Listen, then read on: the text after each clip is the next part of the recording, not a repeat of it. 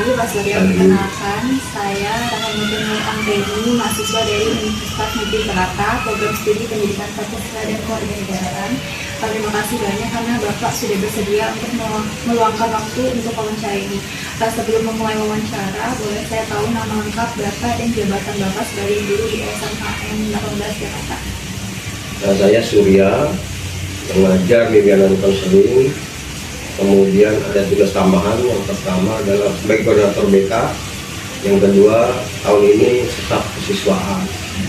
Baik Pak, jadi tujuan saya mewawancarai Bapak hari ini adalah untuk memenuhi tugas ujian akhir semester mata kuliah perkembangan peserta didik. Topik wawancara yang ingin saya bahas yaitu tentang permasalahan siswa yang terjadi di sekolah ini, khususnya di SMAN 18 Jakarta.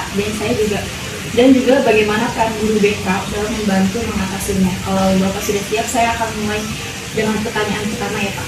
Ya. Pertanyaan pertama, berdasarkan pengalaman Bapak sebagai guru BK di SMAN 18, bentuk kenakalan remaja seperti apa yang paling sering terjadi di sekolah ini?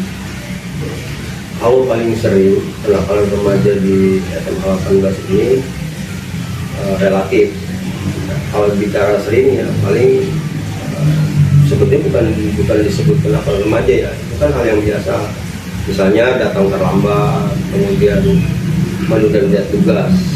Nah itu juga sebetulnya termasuk kenakalan, tapi dalam hal ini itu progresnya ke pribadi ya, atau individu. Nah, bicara nakal di sekolah itu sangat kecil. Kenapa? Karena kita sudah berupaya menyediakan bakat minat mereka.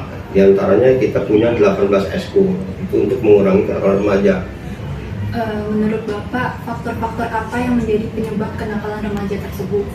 Nah, faktornya diantaranya adalah mereka itu kan akrab dengan gadgetnya ya, dengan media sosial. Bahkan jujur aja di kita ini sudah ada yang namanya kenakalan remaja sudah melampaui batas. Artinya ada beberapa siswa kami yang pernah ditangkap karena ternyata ketika tim cyber Polda Metro Jaya itu melihat akunnya. Jadi mereka itu menjadi admin BO seperti itu. Jadi apa ya, transaksi inilah jual beli orang lah ibaratnya itu. Menurut Bapak, seberapa besar peran lingkungan keluarga dalam mempengaruhi perilaku siswa? Bicara peran keluarga, nah rata-rata kenakalan remaja itu dipengaruhi oleh keluarga yang broken home. Nah di sini tantangannya. Lalu bagaimana upaya kita? Upaya kita adalah bagaimana melakukan tindakan preventif. Artinya orang tua itu kita undang, kita ajak diskusi. Akan tetapi dalam diskusi tersebut terkadang orang tua itu tidak fair. Nah, makanya bagaimana BK mendapatkan datanya dari siswa.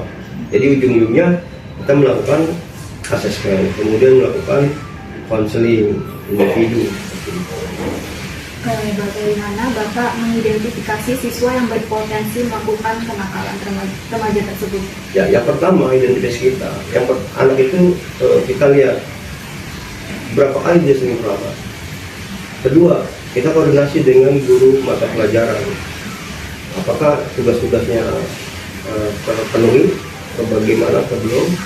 Kemudian dengan khusus wali kelas. Nah, dengan wali kelas itu bagaimana, upaya apa sejauh ini pembinaan terhadap mereka yang kita sinyalir. Karena kalau di BK tidak boleh menjas, tetapi kita lagi-lagi berupaya. Nah, ternyata dari hal-hal tersebut, dari rekaman kita komunikasi dengan mereka, itu lagi-lagi mereka bicaranya faktor ekonomi dan sebagainya. Karena dia juga walaupun sudah dapat KJP, kadang dia nggak peduli dengan KJP tersebut. Yang penting dia judulnya uang. Nah, disitulah akhirnya apapun dia bentuknya ya happy aja, dia tidak berpikir akibatnya. Jadi dia berpikir yang penting jalanin aja seperti itu. Apakah sekolah memiliki program khusus untuk mencegah kenakalan remaja? kita punya yang sesuai dengan surat edaran atau SK Gubernur, ada itu nomor 41. Saya lupa nggak bawa datanya. Kita punya satuan tugas untuk penanggulangan tindak kekerasan terhadap pelajar. Itu kita punya tim. Timnya siapa? Kita melibatkan kepala sekolah, kesiswaan, kemudian tim BK, termasuk pengurus komite sekolah. Nah, upaya kita bekerja sama dengan Young Heart Program. Nah, Young Heart Program itu adalah program PTM. PTM itu penyakit tidak menular. Nah, kami melakukan bersama kepala sekolah dan PE, yaitu Peer Education-nya. Mereka kita didik dulu tentang bullying, tentang bahaya narkoba, tentang bahaya merokok, tentang pergaulan seks bebas dan sebagainya.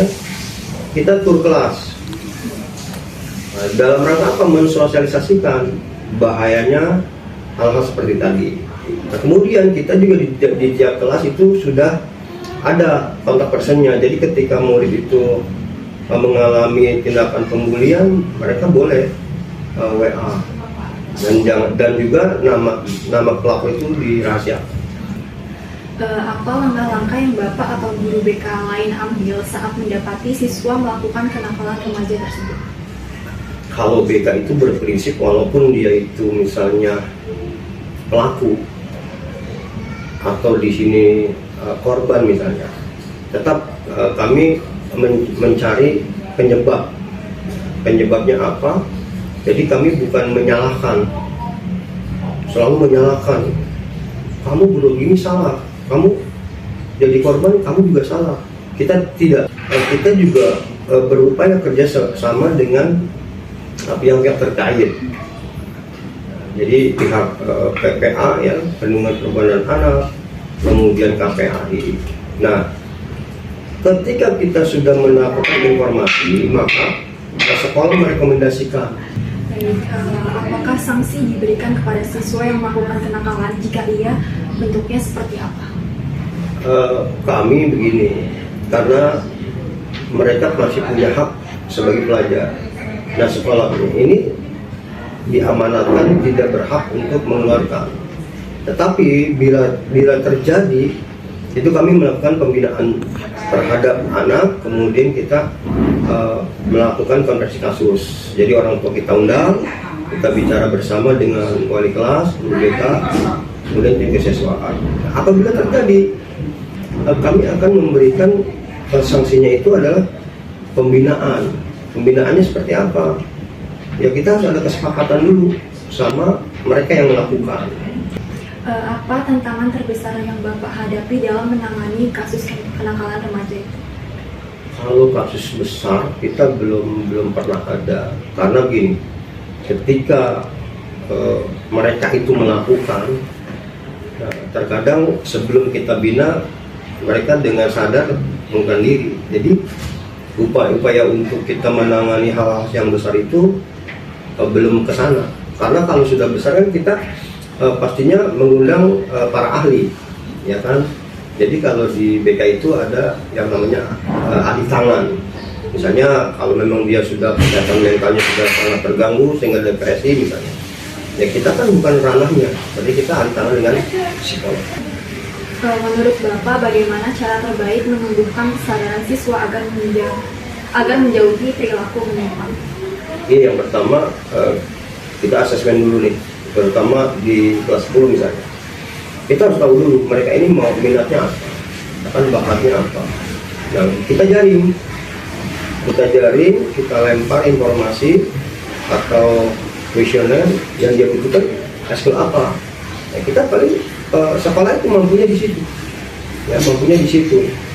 Karena kita kenapa mampunya cuma di situ doang? Ya karena kan kita dananya juga dari bos.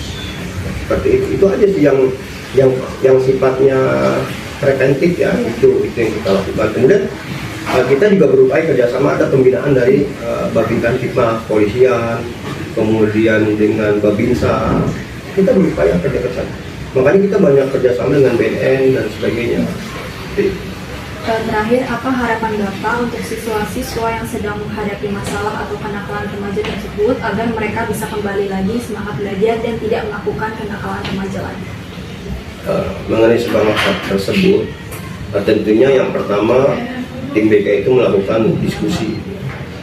Diskusi di sini kita tidak hanya dengan tanda kutip mereka yang kita anggap malas belajar atau tidak disiplin ya, tapi kita keseluruhan. Nah, biasanya itu kita lakukan pada saat hari Jumat, pada saat tausiah dan sebagainya.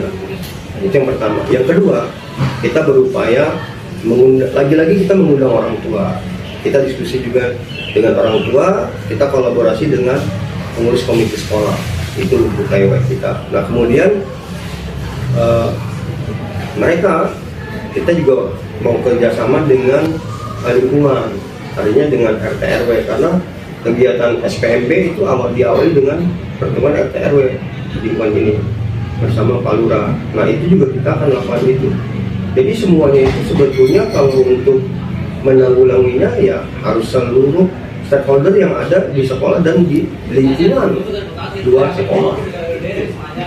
Baik Pak, terima kasih Bapak sudah meluangkan waktu untuk saya wawancarai. Sama.